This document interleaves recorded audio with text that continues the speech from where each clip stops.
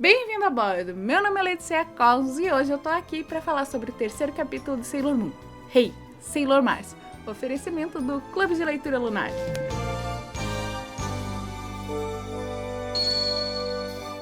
Caso você ainda não me conheça, meu nome é Letícia Cosmos. Nesse canal aqui eu falo muito sobre Sailor Moon, às vezes falo sobre algumas outras garotas mágicas, algumas outras coisas que eu gosto, mas basicamente sobre Sailor Moon. Esse ano eu tô com um projeto de fazer um review super detalhado, uma análise mega detalhada de cada um dos capítulos do mangá de Sailor Moon. Estamos começando com o volume 1, já estamos no terceiro capítulo. Esse vídeo faz parte do projeto do Clube de Leitura Lunar, que é um clube que funciona através do WhatsApp, onde todo final de semana a gente lê um dos capítulos de Sailor Moon e a gente debate nossas interpretações, compartilha as coisas que a gente gosta, o que a gente tá interpretando da história, e tá sendo muito legal. Eu acho que esse é um dos projetos que eu mais tenho orgulho de ter criado, porque tá sendo maravilhoso participar lá com essas pessoas. E eu vou ficar muito feliz se você se juntar também. O link para participar tá aqui no primeiro comentário fixado.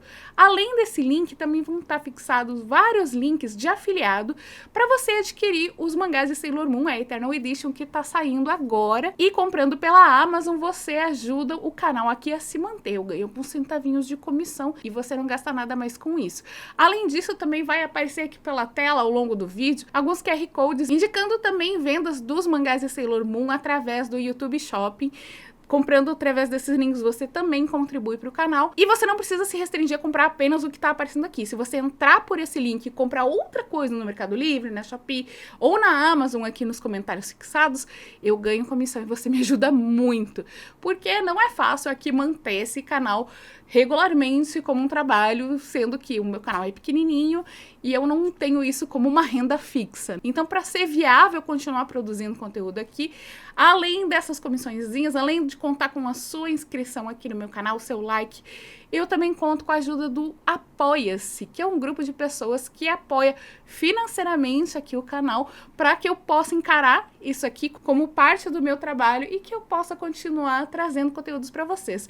Eu estou precisando muito crescer a minha base de apoiadores para poder fazer mais coisas para vocês. Eu tenho muitas ideias, tem muita coisa que eu quero fazer, tem muita coisa legal que eu quero preparar para esse ano em especial, e eu preciso contar com a ajuda de vocês para que isso seja possível, senão eu não vou conseguir. Então, se você tiver aí R$5, R$2, entra no Apoia-se, que você pode apoiar aqui a partir de qualquer valor. A partir de R$15 você começa a ganhar certas recompensas, como entrar no grupo do WhatsApp, onde tem contato direto comigo, fica sabendo de algumas coisas de bastidores, alguns projetos que eu estou bolando, algumas ideias, é bem legal. E eu sou muito grata a cada uma das pessoas que faz parte disso. Além disso, outra forma de você prestigiar o meu trabalho é você conhecer o meu trabalho fazendo cadernos na Cosmografia. Eu tenho uma gráfica em casa, onde eu faço cadernos nerds, e esses aqui são alguns dos novos modelos da coleção de Heart, que tá entrando agorinha no ar lá no site. Visita aqui o Instagram da gráfica, entre em contato para fazer o seu pedido, tem mais de 80 modelos diferentes,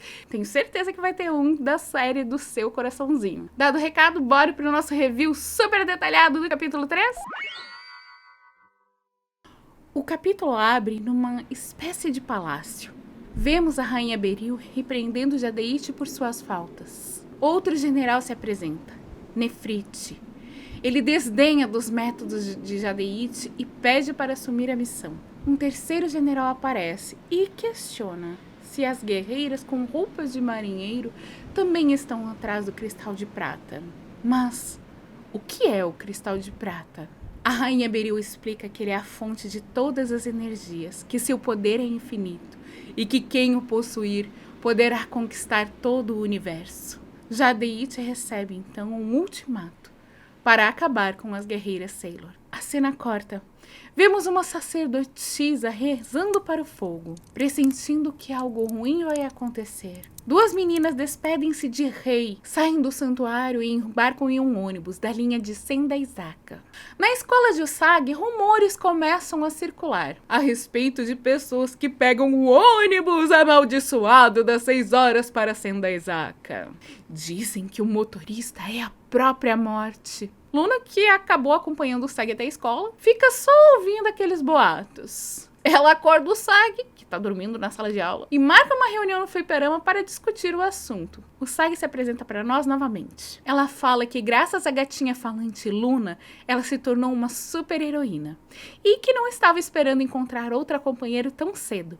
Amy, a garota super inteligente da turma 5. Ela está agora ensinando o Sag a jogar melhor o jogo da Sailor V. Amy ainda acha difícil de acreditar em tudo o que aconteceu. Como assim ela é uma guerreira? O que são esses poderes especiais? Quem são esses inimigos? O que eles querem? E o que elas precisam fazer? Luna explica que o objetivo das guerreiras é proteger a princesa e o cristal de prata. O Sag finalmente consegue vencer a segunda fase do jogo da Sailor V e acaba ganhando um brinde da maquininha. Mas Luna logo confisca os reloginhos que ela ganhou para transformar eles em transmissores. E Amy, muito perspicaz, pergunta se Luna fez alguma coisa diferente com essa máquina de fliperama. Amy precisa ir para sua aulinha de inglês. O Sag pede pra ela ficar mais um pouquinho e a Amy acaba assim, se você não quer ir embora, então vai junto comigo. Ela conta que de vez em quando no ônibus que pega, ela vê uma menina super bonita e ela acha que o Sag vai gostar de ver também. E não é que o ônibus que a Amy pega pro cursinho de inglês é o tal do ônibus amaldiçoado das 6 horas. O Mino surge do nada e avisa que esses desaparecimentos não são apenas rumores. São reais mesmo. Mas quem se importa com isso quando há uma garota bonita pra ver, né? Ela tem longos cabelos pretos e usa o uniforme da escola feminina TA. Ela é tão bonita que o Sag mal percebe quando Amy desce do ônibus. Encantada, o Sag apenas vai seguindo a menina e acaba indo até o santuário shintoísta Hikawa. Ao entrar, o Sag é atacado por 2 corvos. A garota bonita, agora vestida de sacerdotisa, sente a presença de uma força sobrenatural impressionante. Ela corre para o pátio do santuário onde o Sag está sendo atacada. Ela lança seu amuleto de exorcismo entoando: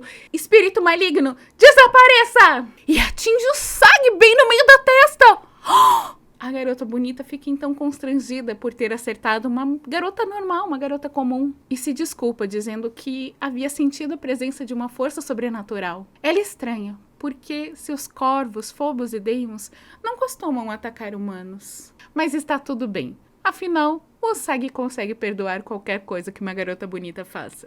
2 senhoras estão rezando no santuário. A filha de uma delas, Mi, desapareceu. Ela menciona os boatos sobre um ônibus amaldiçoado e deixa entender nas entrelinhas que o sumiço de Mi poderia ter alguma relação com o fato de ela sempre ir até ali naquele santuário. A sacerdotisa Rei ouve tudo em silêncio e as mulheres vão embora cochichando sobre ela. Falam sobre o quanto ela é esquisita, que ela cria corvos, que ela faz cerimônias estranhas e possui poder de mediunidade. Luna entreouve e fica atenta. Uma garota com poderes estranhos? Mediunidade? Essa garota tem um rosto nobre.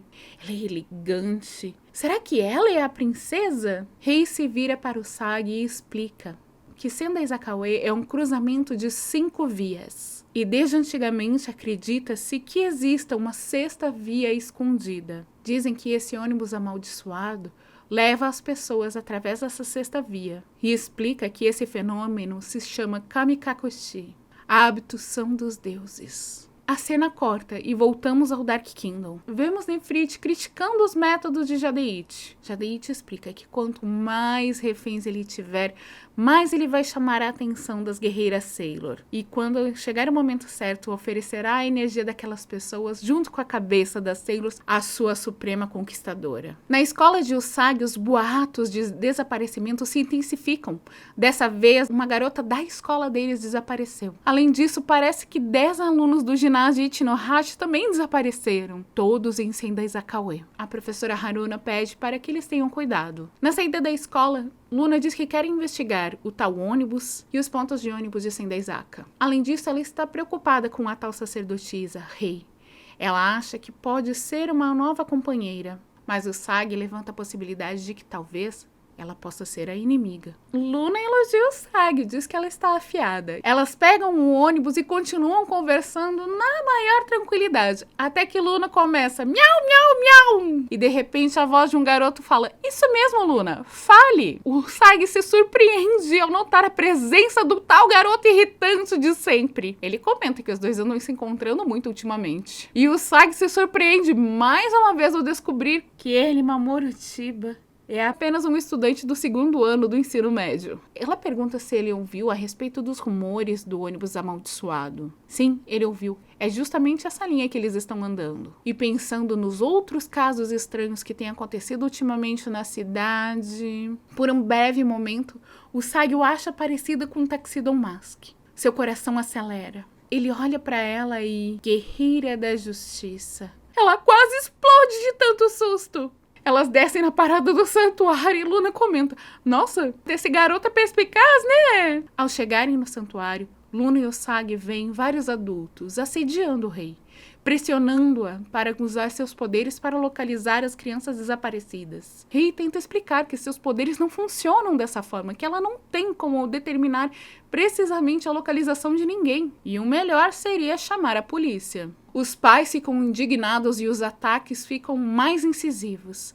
Eles perguntam onde está o avô da Rei. Acusam ela e o avô de estarem fazendo rituais para fazerem as crianças desaparecerem. Rei se abala com as acusações e pede que eles vão embora imediatamente. Ela percebe a presença de Usagi, dá as costas e vai embora, adentrando o santuário. Usagi sente pena de Rei.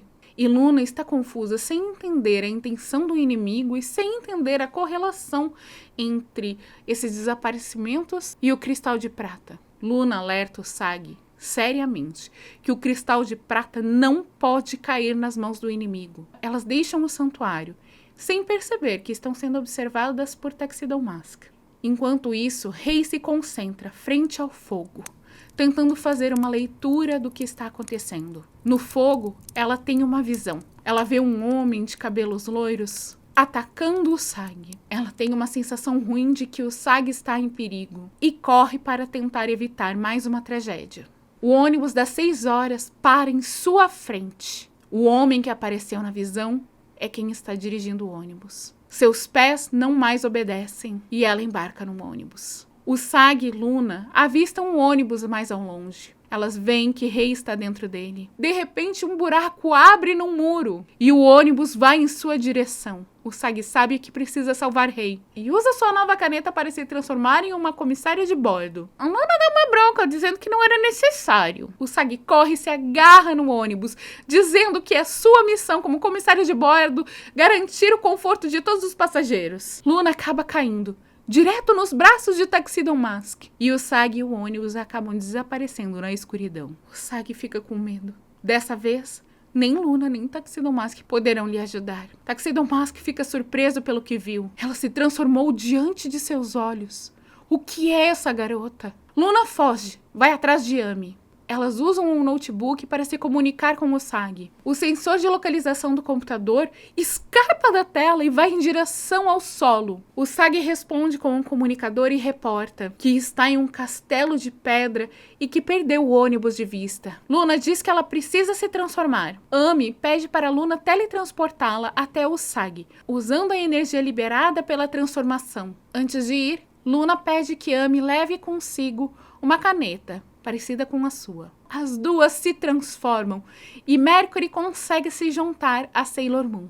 Jadeit, encantado pela beleza de Rei, utiliza-a de refém contra as guerreiras Sailor. Quando Sailor Moon discursa e se apresenta, Rei reconhece aquela voz, mesmo por trás da máscara. Sailor Mercury utiliza o nevoeiro de águas de Mercúrio, criando uma névoa no ambiente para que Sailor Moon possa resgatar Rei. No entanto, Jadeit é um inimigo mais forte do que os que enfrentaram até agora. Ele transforma as gotículas de água em gelo, acabando com a estratégia das guerreiras. O Sag fica com medo e está prestes a chorar, Luna pede para que ela controle suas emoções, porque se ela disparar o seu choro sônico, poderá desestabilizar a tênue estabilidade daquela dimensão. Ela ataca então com a tiara, e quando Jadeite pensa que desviou, Luna aciona um comando e o prende com a tiara. Ele ainda consegue jogar Moon e Mercury para longe com seu poder. Luna diz para Amy que elas vão precisar arriscar, e que ela deve usar a outra caneta que levou consigo. Amy joga a caneta para Rei. Um símbolo brilha em sua testa. E Rei se transforma em uma Sailor guerreira. Os corvos de Rei, Phobos e Deimos são transportados para junto dela. Ela usa seu talismã, agora com o poder de fogo. E com seu ataque, espírito maligno, desapareça, o corpo de Jadeite se desfaz. O poder das chamas de Rei desestabiliza a dimensão. Elas juntam rapidamente todos os reféns e teletransportam todos de volta para Sendaizaka. Rei está surpresa e incrédula com o que acabou de acontecer. Que roupa é essa? Luna explica que ela é a guerreira das chamas e da paixão, Sailor Mars. O Sag e Amy contam que estão felizes por ter encontrado mais uma companheira. E Rei se pergunta se o motivo de ter aqueles poderes diferentes das outras pessoas era por ser uma guerreira. A cena corta. Nefrit e Zoisite veem as guerreiras celebrando a vitória sobre um dos 4 generais do Dark Kingdom. Esse terceiro capítulo começa de uma maneira bem interessante. Já é o segundo de 3 que começa com os vilões falando ali sobre as coisas e tudo mais. A gente tem a introdução de novos personagens nesse núcleo de vilões. E aí a gente já começa a ficar imaginando o que será que eles estavam fazendo enquanto a gente só estava vendo o Jadeite e as malignas dele lá agirem. A gente também vê que a relação entre eles ali também é de bastante conflito, de concorrência. Então é algo interessante para ficar de olho. A gente também aprende um pouco mais sobre o que é o Cristal de Prata, ainda de forma meio vaga, porque muito provavelmente na época em que a Naoko estava criando essa história, talvez ela ainda não tivesse criado e pensado em todos os detalhes a respeito do Cristal de Prata. Eu sinto um pouco de pena nessa hora dos produtores do anime, porque eles estavam lá fazendo o anime, né, tipo, sem saber o que é esse tal de Cristal de Prata. Inclusive, quando eu entrevistei o Junichi Sato, ele falou que esse era um ponto que deixou eles meio maluquinhos, que eles estavam fazendo um negócio, mas não estavam sabendo o que era aquilo, tanto que eles tiveram que criar o sub-arco dentro daquela história dos cristais arco-íris e tudo mais, ainda sem saber direito o que ia ser desse tal de Cristal de Prata. Só que ao mesmo tempo que eu sinto um pouco de pena deles, eu também não sinto, porque foi uma escolha da Toei Animation criar esse projeto maluco de fazer um mangá inédito e um anime inédito paralelamente. Tipo, pelo amor de Deus, por que não deixaram a mulher trabalhar 6 meses nessa obra? 1 ano era o ideal, mas pelo menos 6 meses deixava a mulher trabalhar na obra. Eles podiam até ter um comitê ali junto, né, trabalhando junto com ela. Ela tá criando as coisas e eles dizendo, eu acho que de repente isso aqui pode mudar, vai ficar mais legal quando a gente fizer o anime, se for assim, assim, assado. Pra quê, né? Escolha da Toei Animation. Eles querem com as consequências. E é a gente que se ferra nisso. Mas enfim, é um capítulo que num geral, ele tem um tom um pouco mais sério. Ele tem uma veia um pouco menos cômica que os outros 2 capítulos até agora. Ele introduz bastante coisa de mistérios. A gente vê essa sacerdotisa que é a vítima, o alvo da vez. E é de certa forma interessante ver como o modus operandi do Dark Kingdom meio que se entrelaça com essas guerreiras, porque da outra vez eles estavam ali, vamos utilizar da inteligência dos estudantes, vamos fazer lavagem cerebral, encontramos uma menina super inteligente, vamos usar o cérebro dela depois da lavagem cerebral para dominar o Japão inteiro. E dessa vez tem esses desaparecimentos que estão acontecendo e eles acabam meio que usando essa sacerdotisa de bode escapatório. Escapatório ou expiatório? Expiatório, abafa. E a gente vê mais uma vez essa temática, né, sobre essas fofocas e rumores que rolam na sociedade e tudo mais. E nesse capítulo em especial, não é só as fofoquinhas que rodam na cidade e que ficam assim aleatórias. Dessa vez, essas fofocas acabam servindo para ferir diretamente a personagem da Rei, né? Essas fofocas, elas se transformam em fake news e tudo mais. E depois ela vai acabar sendo até de certa forma, vítima de um preconceito religioso. Ela tem uma religião que não é a religião de toda a população, e essas pessoas, por não entenderem o que está acontecendo, acabam acusando ela de estar fazendo algo que ela não tá fazendo. E isso me lembrou muito um caso real que aconteceu aqui no Brasil, que aconteceu, se não me engano, em algum lugar do litoral de São Paulo, com a Fabiane Maria de Jesus, que foi injustamente acusada de bruxaria, que ela foi confundida com o retrato falado de uma suposta sequestradora de crianças, de um caso que havia acontecido 2 anos antes, e ela acabou sendo linchada pelas pessoas da cidade, acusada de bruxaria, e ela veio a perder a vida. Um caso horroroso que, se vocês quiserem, recomendo que vocês estudem, porque esse tipo de coisa não pode acontecer. E esse é o ápice, é a consequência máxima do que acontece quando as pessoas acreditam em fake news baseadas e movidas apenas por ódio e preconceito. E quando você pensa que a Rei quase passou por isso nesse capítulo, tenso. Mais uma vez, logo no início desse capítulo, a gente vê o Sagi se apresentando de novo. É a 3ª vez que ela se apresenta. Dessa vez ela apresenta a amiga dela, que também já despertou. Talvez quando você esteja lendo o mangá compilado assim, possa parecer meio repetitivo, meio cansativo. Mas a gente tem que lembrar que esses capítulos do mangá foram originalmente publicados mensalmente na revista Nakayoshi. Então esse é um recurso narrativo importante para você situar os novos leitores, ou situar leitores que tenham lido assim meio por cima e não tenham prestado atenção exatamente para, sim, é aquela garota. Ou então alguém que está comprando a revista pela primeira vez para ver uma outra história e de repente lê, olha, que interessante, para realmente situar o leitor. E é um recurso que vai se repetir praticamente ao longo desse volume 1 inteiro. Só que de novas formas e um pouquinho mais criativas. A gente também tem a Luna repetindo para a Ami a missão que elas têm para que o autor, que também está pegando ali o bonde andando, consiga se situar. Isso também vai se repetir mais algumas vezes, mas eu não acho ruim, porque eu entendo a necessidade disso acontecer nesse formato que o quadrinho foi publicado originalmente. Eu acho bastante interessante quando a gente vê ali a Luna alterando os reloginhos, e isso instala na Ami e na gente uma curiosidade e dúvida sobre o que exatamente a Luna tá fazendo, o que são esses recursos que ela tá fornecendo para as meninas, qual a relação dela com o jogo da Sailor V. Então é muito legal quando a história começa a colocar pulguinhas atrás da nossa orelha pra gente começar a prestar atenção. Ele tá plantando ali a sementinha da dúvida pra gente ficar curioso e querer consumir mais essa história. A gente vê também que a Ami já conhece um pouquinho ali da amiga dela, né? Ela sabe que a Usagi gosta de coisas bonitas e brilhantes, e então ela vai lá e apresenta a menina pra Usagi. E eu acho muito interessante como a cena da Usagi chegando a primeira vez no Santuário Hikawa acontece. Porque quando ela entra no Santuário Hikawa, ela acaba sendo atacada por esses corvos.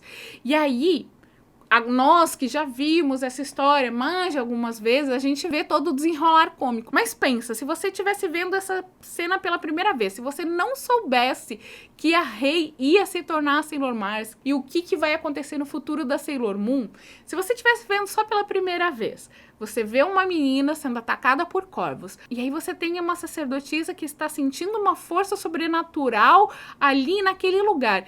Inicialmente, cria na gente uma expectativa a respeito de quem seja essa força sobrenatural que esteja ali naquela cena. Será que são os corvos que estão atacando a Usagi? O que é? Porque a gente sabe que a Usagi é uma guerreira da justiça. Então, acaba nos induzindo a achar que talvez essa força sobrenatural sejam os corvos atacando ela. E quando a Rei aparece e joga o amuleto na testa da Usagi, quebra essa expectativa.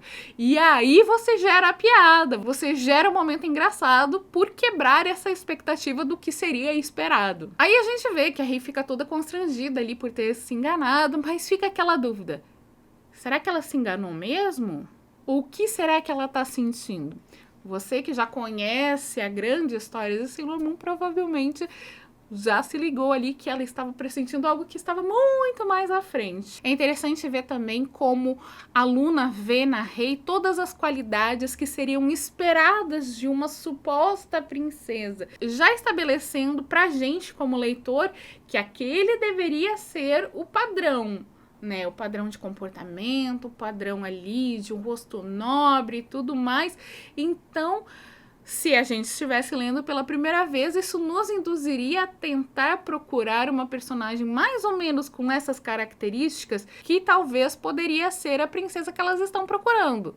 Mas como a gente conhece um pouco mais a história, a gente vai ver que as nossas expectativas vão ser 3 pontinhos. Eu gosto muito dessa cena onde a gente vê a Rei explicando para o Usagi a questão ali de Sendai Zakaue. E eu gosto muito de como a Naoko realmente montou essa cena visualmente pra gente. A gente vê a Usagi destacada dos quadros ao fundo. Ao fundo a gente tem os quadros que estão contando uma história, que é o pano de fundo. E além da Usagi estar destacada, ela está inclinada nesse ângulo holandês, mostrando que toda essa história que a Rei está contando, ela tira a Usagi do eixo, mostra que é uma situação que não está estável. É bastante interessante. E eu recomendo que vocês comecem a observar bastante como a Naoko utiliza esse recurso de desestabilizar certos quadros, de não deixar eles retinhos, caixinhas, e sim colocar eles inclinados, e perceber que sempre tem uma intenção por trás quando ela utiliza esse recurso visual. É muito interessante, eu acho muito delicado e de uma finesse maravilhosa. Toda vez que eu leio Sailor Moon, eu aprendo mais e mais a respeito de como ela organiza os quadros. Eu acho que ela é realmente uma mestra nisso aí. É também interessante que esse é um capítulo onde a gente vê a Usagi com a sua intuição aguçada, né? Como o pessoal comentou lá no nosso clube de leitura, é um capítulo que fala de coisas sobrenaturais e essas coisas místicas, então é muito interessante. Se você for ver, de certa forma, é até um certo padrão. No capítulo anterior, a gente estava falando sobre questão de inteligência e tudo mais, e a gente vê o Usagi, antes mesmo de encontrar com a Amy, antes mesmo de fazer amizade com ela, sendo astuta e perspicaz, pensando que a Sailor V e o Tuxedo Mask podem ser seus companheiros. Dessa vez, como o tema do capítulo é essa coisa sobrenatural, a gente vê a Usagi em sintonia com a sua própria intuição. Também é muito interessante que nesse capítulo a gente finalmente descobre a idade aproximada ali do Mamoru. Ele tem em torno de 16, 17 anos, ele tá no 2º ano do ensino médio. Ele não é um estudante universitário, ele não é um homem feito, ele não é um homem adulto, predador e tudo mais, que nem eles acabaram fazendo no anime dos anos 90, né?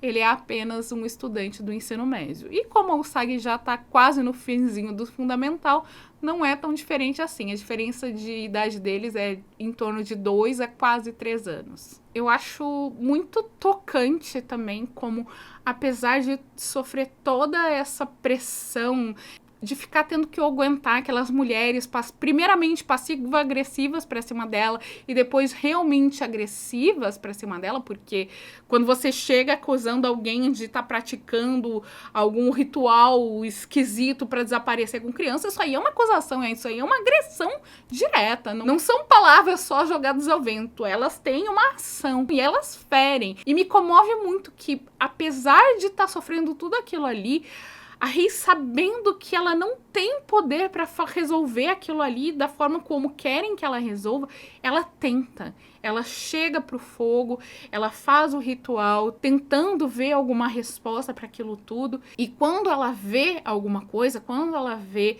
a Usagi sendo atacada por um membro do Dark Kingdom, mesmo que ela não saiba ainda quem é o Dark Kingdom, ela tem esse impulso de querer fazer alguma coisa, mesmo que seja para salvar apenas uma menina. Eu sempre interpretei de maneira pessoal que essa situação ali seria uma vontade dela de provar pro mundo que essas acusações que estão jogando pra cima dela e do avô dela são falsas, pra tentar fazer alguma justiça. Porque, afinal de contas, se o mundo todo tá contra mim, eu preciso pelo menos me defender de alguma forma, eu preciso fazer alguma coisa pra provar que essas pessoas estão erradas.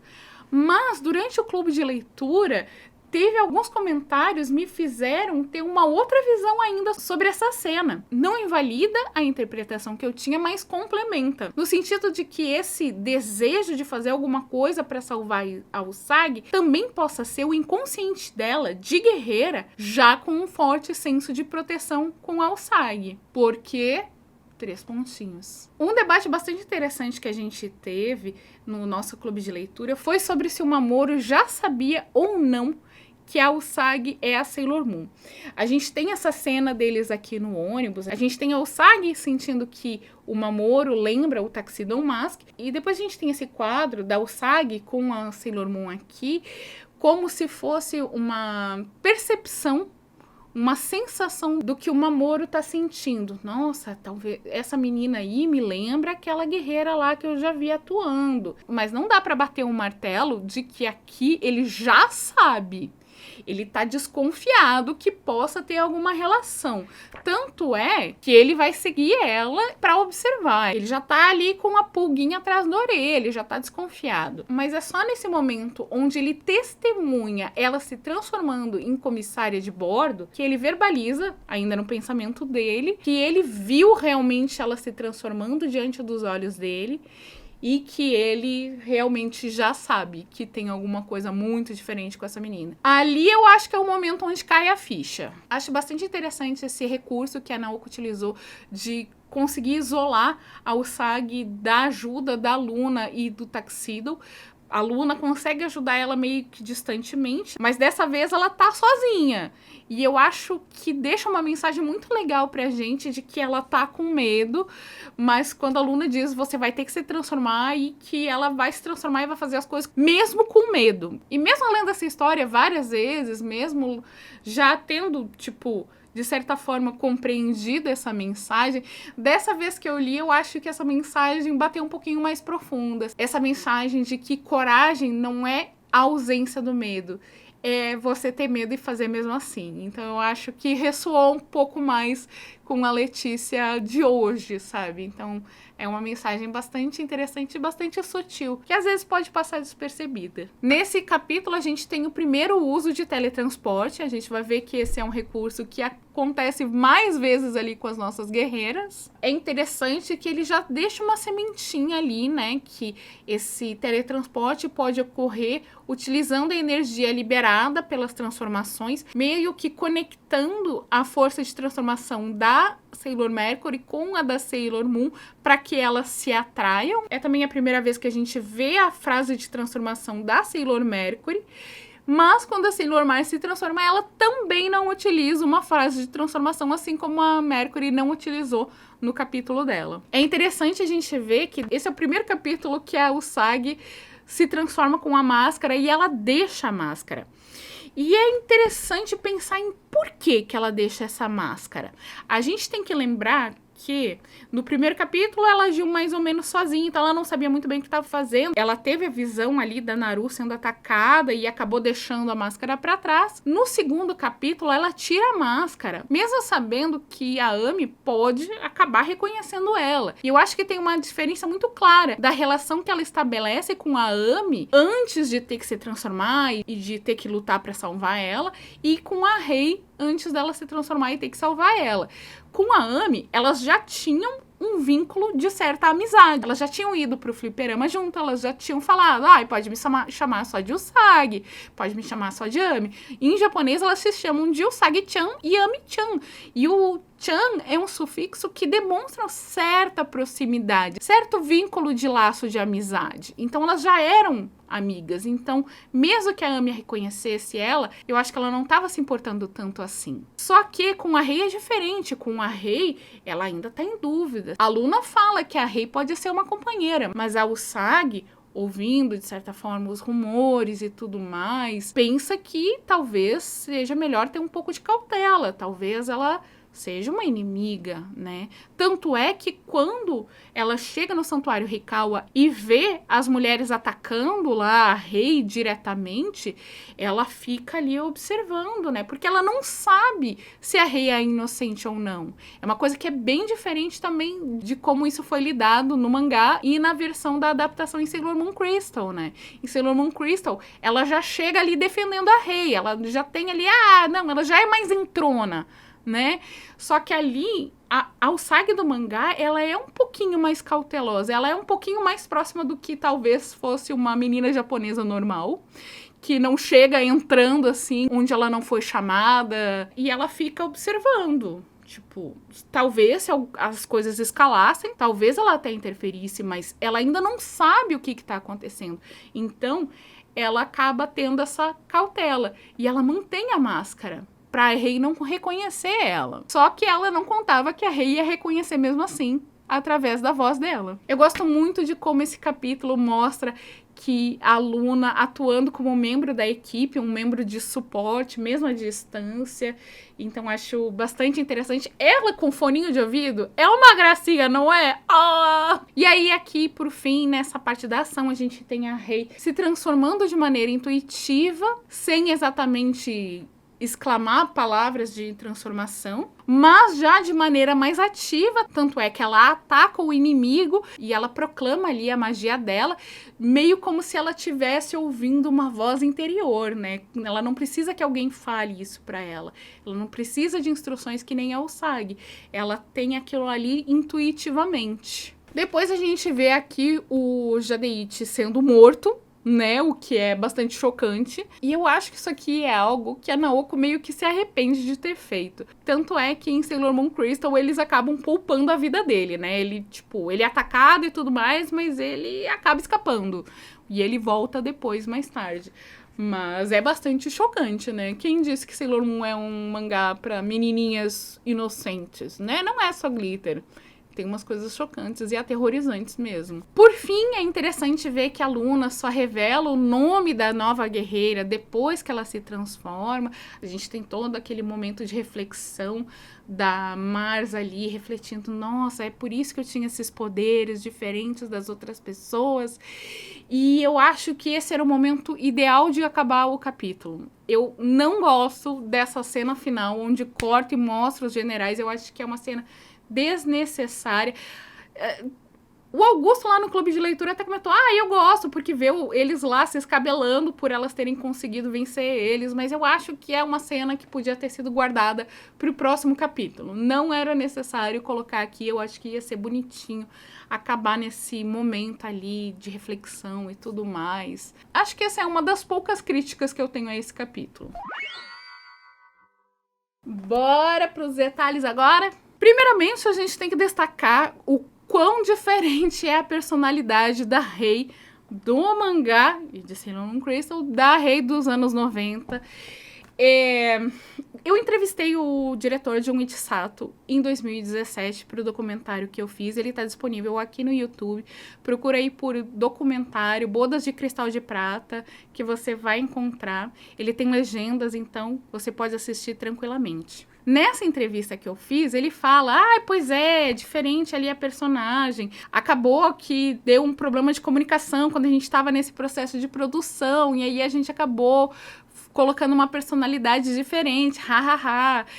E talvez até tenha acontecido, isso é o que eu lhe disse, mas hoje em dia me parece mais uma desculpa esfarrapada, porque tem tantas coisas nesse episódio da Sailor Mars que são muito parecidas com a estrutura aqui do mangá, a questão da Usagi se transformando em aeromoça, o ônibus e tudo mais. E eu acho que foi mais um caso de tipo, vamos mudar porque sim, porque a gente precisa de uma personagem do grupo das guerreiras que vai bater de frente com a Usagi, vai confrontar ela e vai gerar rivalidade feminina. E porque, gente, eu acho impossível eles não terem recebido alguma prévia desse capítulo antes. E quando você lê esse capítulo, é impossível você ler e você não compreender Porque tá aqui totalmente a personalidade dela, essa coisa mais séria, mais refinada. A gente tem até a Luna falando que ela tem um rosto nobre, né? Que ela é elegante, ela tem uma vida dedicada aos deuses. Então é impossível você ver essa personagem e achar que foi um engano. Parece que foi deliberado mesmo. E eu não gosto da Rei do anime. Gente, não gosto. E eu acho que quem gosta dela tá precisando reassistir o anime recentemente. Porque eu acho que a memória dessas pessoas tá meio enviesada, tá meio trocada. E, gente, ela, na primeira temporada, ela é um personagem ruim. Ela é uma pessoa ruim. Gente, não tem. Pra mim, não tem como gostar dela. E se você gosta da Rei do anime dos anos 90, eu recomendo que você reassista pra ver se esse gostar aí se sustenta.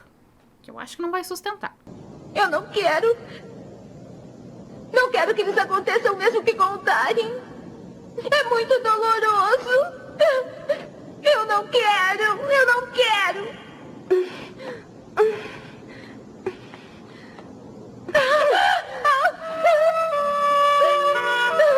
Você é fraca, não tem caráter. É fraca e covarde. Outra curiosidade que é interessante de falar é a respeito de Sendaizaka-ue, desse ônibus de Sendaizaka. O que é Sendaizaka-ue?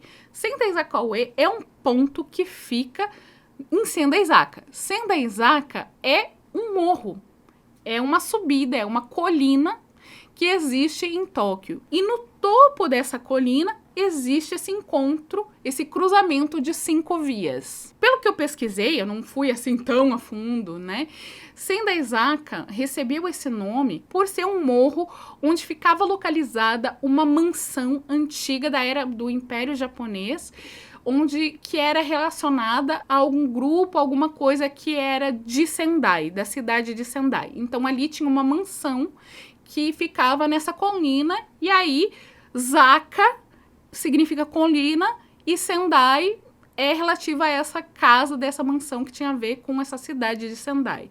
Mas, destrinchando ainda mais as minúcias de Sendaizaka-ue, a gente vê que ue significa topo, Zaka significa colina, morro, lomba. E dentro de Sendai, a gente tem Dai, que significa base, mesa, ou nesse caso, como a gente está falando de um morro, o topo, o planalto que se forma ali nesse topo desse morro. E é muito interessante que o kanji de Sen, de Sendaizaka, individualmente ele pode ter o significado de mago ou eremita.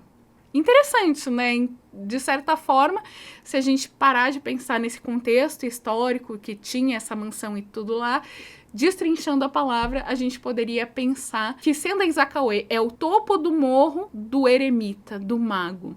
E aí vem esse elemento místico ali de Sendaizaka e tudo mais, desse cruzamento das 5 vias, acho que tem tudo a ver. Outro ponto que eu queria destacar, que é uma coisa que eu estou aprendendo recentemente, eu estou tentando ajustar o meu vocabulário, é que a gente tem que se referir como Santuário Hikawa, assim como tá no mangá, e não como Templo Hikawa, como se costumava falar no anime dos anos 90 e tudo mais.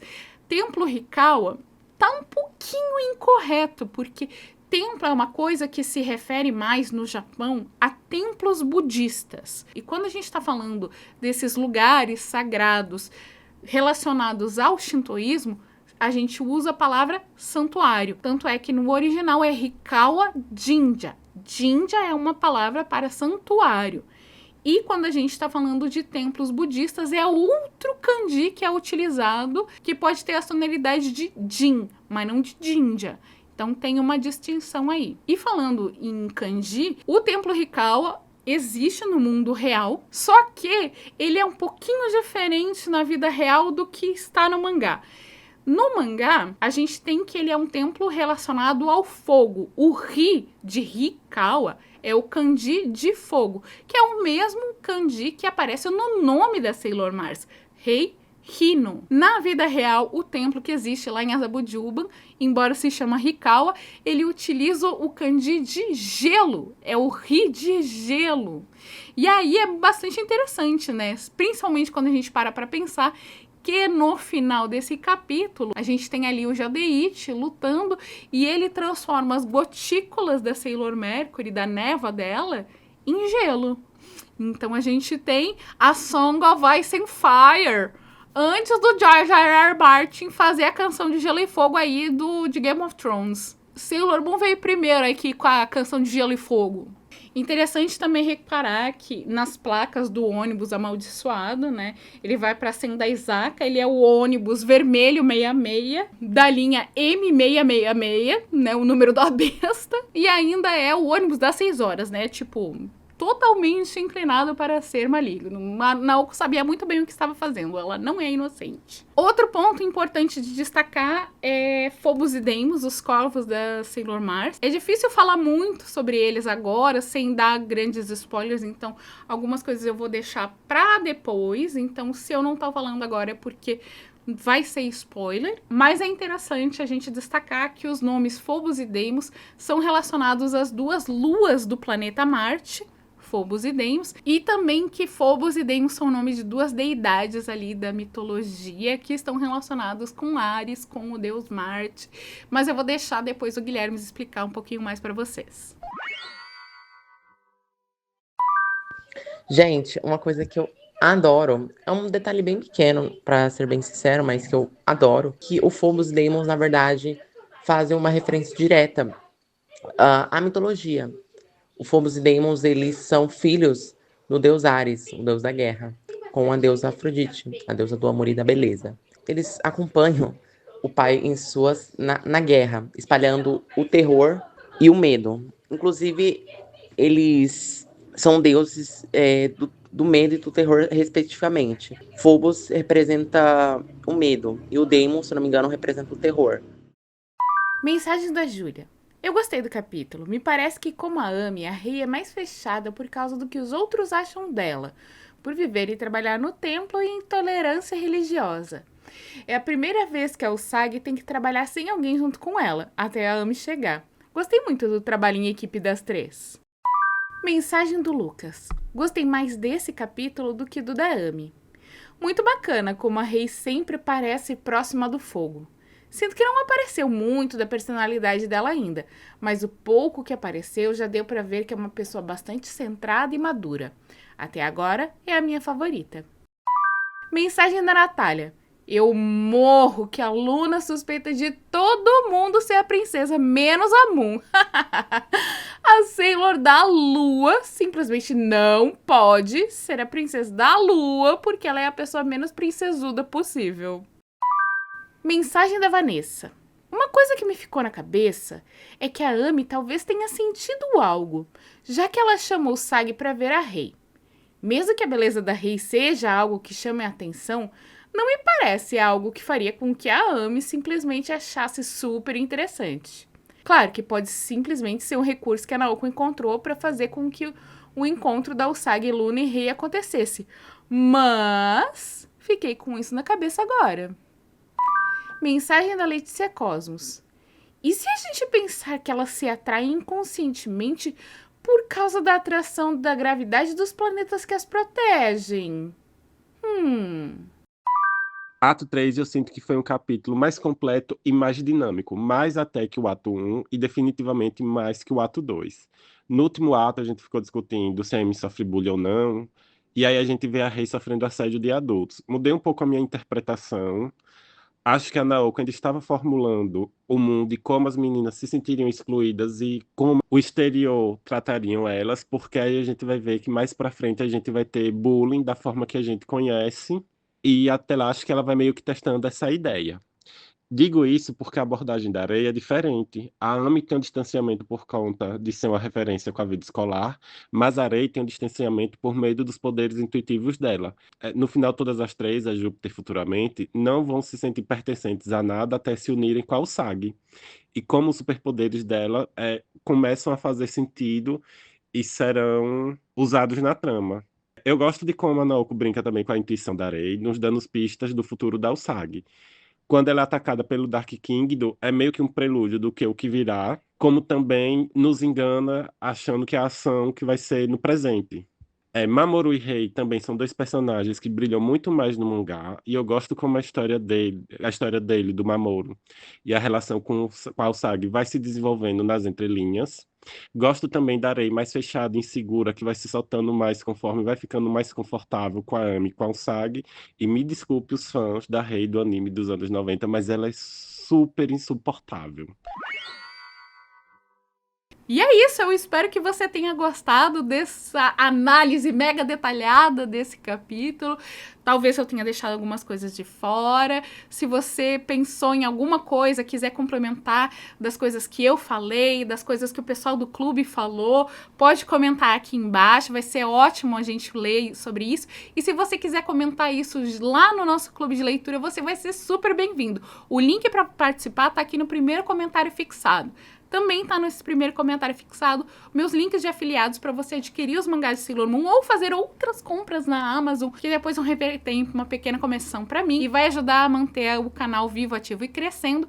E além disso, também queria te convidar para participar do Apoia-se, que é o grupo de pessoas que apoiam financeiramente para que esse canal realmente consiga existir e que eu possa encarar ele como parte do meu trabalho. Eu sou muito grata a todas essas pessoas mudaram minha vida e vai ser um prazer ter você com a gente.